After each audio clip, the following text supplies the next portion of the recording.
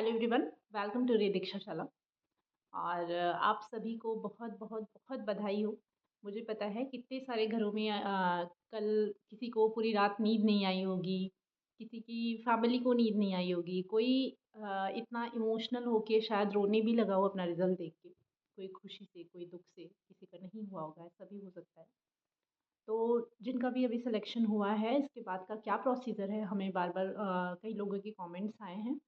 और मैंने आपसे जैसे कि प्रॉमिस भी किया था, आप हमें कमेंट्स करेंगे कि जो भी है मीन्स इसके बाद का क्या प्रोसीजर है, या डीवी में क्या क्या होता है, और क्या प्रो है क्या कॉन्स हैं, और साथ ही साथ कितना टाइम मिलेगा, क्योंकि टिकट्स करानी है। कुछ लोग एमपी से बात कर रहे हैं, कुछ लोग यूपी से, तो मोस्टली लोग हैं।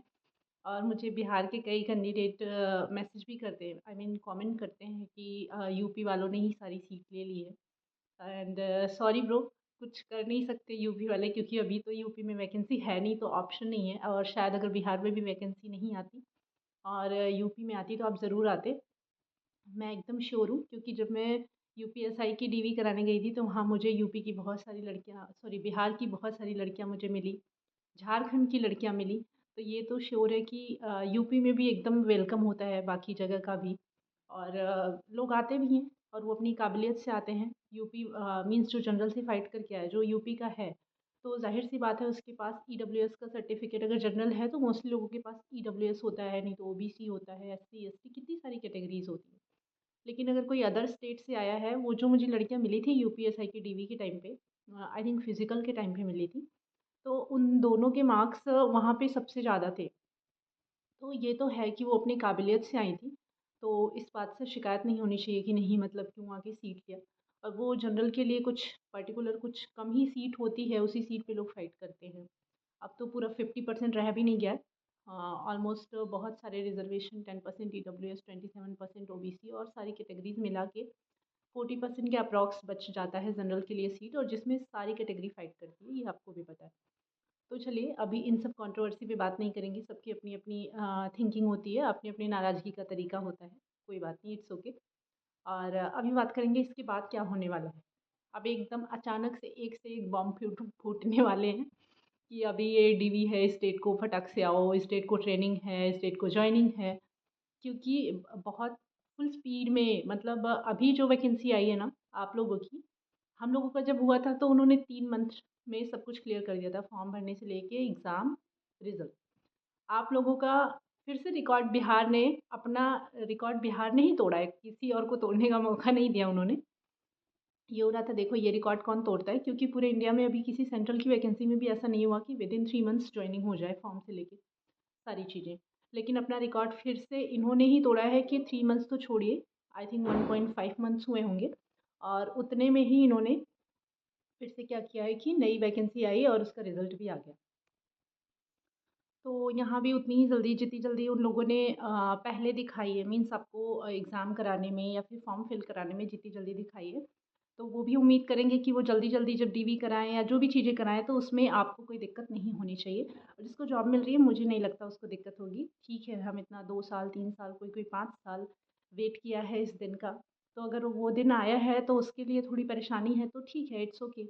और कुछ ही दिनों की तो बात है, फिर आप max to max I think hardly 1 month आपको भाग-दौड़ करना पड़ेगा, उसके बाद आपको स्कूल अलॉट हो जाएगा, फिर आप एक जगह सेटल हो जाएँगे।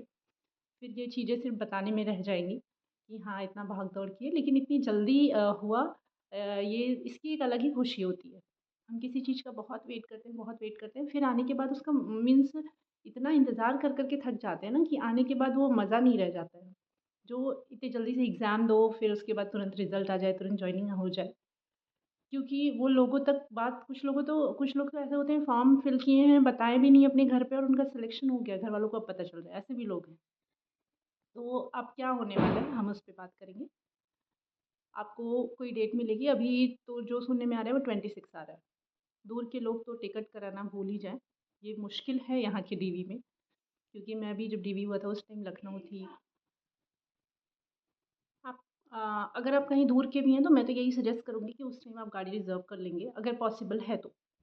और क्योंकि गाड़ी रिज़र्व कर लेंगे, तो अगर कोई डॉक्यूमेंट्स में कोई भी इश्यू आता है, वहाँ पे थोड़ा-सा ट्रांसपोर्ट की दिक्कत में भी हो सकती है, और आप इरिटेट भी हो सकते हैं कि मतलब बिहार में ऐसा है, वैसा है। बट ट्रस्ट मी, बिहार बहुत अच्छा है, लोग वहाँ के बहुत अच्छे हैं। और मुझे 2-4 क्या कई बार कमेंट्स जो भी नेगेटिव आते हैं वो बिहार से ही आते हैं, फ्रस्ट्रेशन है उनका। लेकिन मैं वहाँ जो रह के देख पा रही हूँ ना, वाक़ई बहुत अच्छे लोग हैं और बहुत हेल्प करेंगे, कदम-कदम पे आपको हेल्प मिलेगी। इन सारी बातों के बारे में हम बाद में बात करेंगे। पहले डीवी में क्या-क्या एकदम मोस्ट इम्पोर्टेंट है वो आप जान जाइए। जो डॉक्यूमेंट्स आपने अपने फॉर्म में अपलोड किया है, वो तो एकदम मस्ट है, उसके साथ कोई समझौता नहीं। और वाटरमार्क कुछ लोग पूछ रहे थे, तो वाटरमार्क क्या है? वाटरमार्क वो आपको बताएँगे। मीन्स अभी साइट पे ये चीज़ें अपलोड हो जाएँगी कि वाटरमार्क वाला डॉक्यूमेंट्स आप अपनी जो भी यूज़र आईडी पासवर्ड है उसको डालेंगे। तो जो डॉक्यूमेंट्स आपने अपलोड किए थे उस पे आपका रजिस्ट्रेशन नंबर बड़ा-बड़ा छप के वो हो गया होगा। वो ब्लर है तब भी डोंट वरी, क्योंकि आपके पास ओरिजिनल रहेगा ही। और एडमिट कार्ड जो एग्ज़ाम में दिए वही तो नहीं, लेकिन एडमिट कार्ड चाहिए ही चाहिए।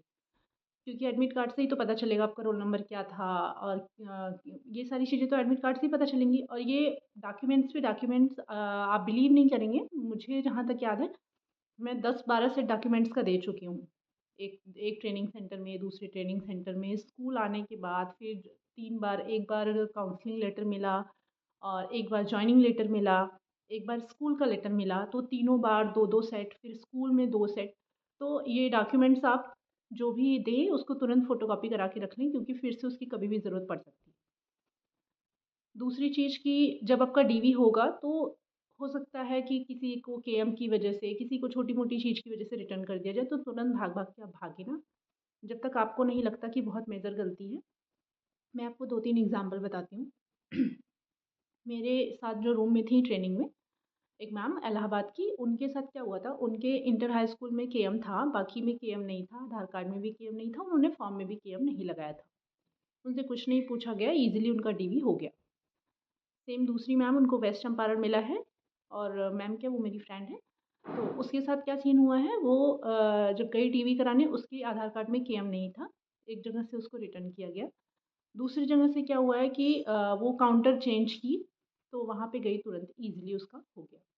तो आप सबसे पहला काम करेंगे काउंटर चेंज करेंगे। ऐसा नहीं कि तुरंत भाग के चले जाएँ बनवाने, जो जो मैंने किया था और मैंने डॉक्यूमेंट वेरिफ़िकेशन वाली वीडियो डाली भी है कि मुझे क्या प्रॉब्लम आई थी। तो मेन डॉक्यूमेंट तो वही है कि जो आपने अपलोड किया है। अगर आपने सर्टिफ़िकेट अपलोड किया है, डिग्री अपलोड की है तो डिग्री चाहिए ओरिजिनल, और अगर आपने प्रोविज़नल अपलोड किया है तो प्रोविज़नल चाहिए, अगर ओरिजिनल आ गई हो तो दिखा दीजिएगा। अगर आपने सिर्फ़ और सिर्फ़ मार्कशीट अपलोड की है तो वही चाहिए। तो इसके लिए भी आप बिल्कुल टेंशन ना लें कि हमारे पास ये नहीं है, वो नहीं है। जो आपने अपलोड किया है ज़ाहिर-सी बात है वो आपके पास है, और है तो फिर वहाँ प्रेज़ेंट करने में क्या दिक्कत है, आप दे दीजिएगा। फिर भी कोई चीज़ रह जाता है, तो आप एफ़िडेविट बनवा लेंगे। एफ़िडेविट का फ़ॉर्मेट मैं आपको बता दूँ, आप अपना नाम लिखेंगे, जैसे मेरा नाम दीक्षा सिंह है, तो मुझे एफ़िडेविट बनवाना होगा, तो मैं दीक्षा सिंह डॉटर ऑफ़ ये, फिर उसके बाद बीपीएससी बिहार शिक्षक भर्ती फ़ेज़ 2 में 6 टू 8 में मैंने मेरा ये रोल नंबर है और मैं चयनित हुआ हूँ या हुई हूँ।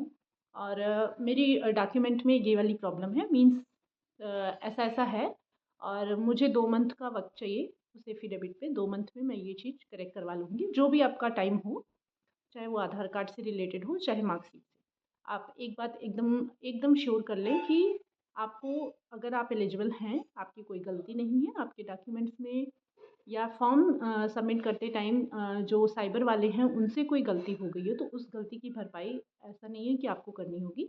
हो सकता है आप थोड़ा-सा परेशान हों, तो परेशान तो मतलब वो करेंगे थोड़ा-सा, लेकिन वहाँ पे बीसों काउंटर होते हैं, तो आप काउंटर चेंज करके 5-6 काउंटर पे ट्राई कर लीजिए। अगर कोई ऐसी प्रॉब्लम होती है जो एकदम सब लोग मना कर देते हैं, फिर उसके लिए एफ़िडेविट बनवा लीजिए। कुछ चीज़ें तो अगर आप दूर से जा रहे हैं तो पहले से बनवा के जाइए, मैं तो कहूँगी।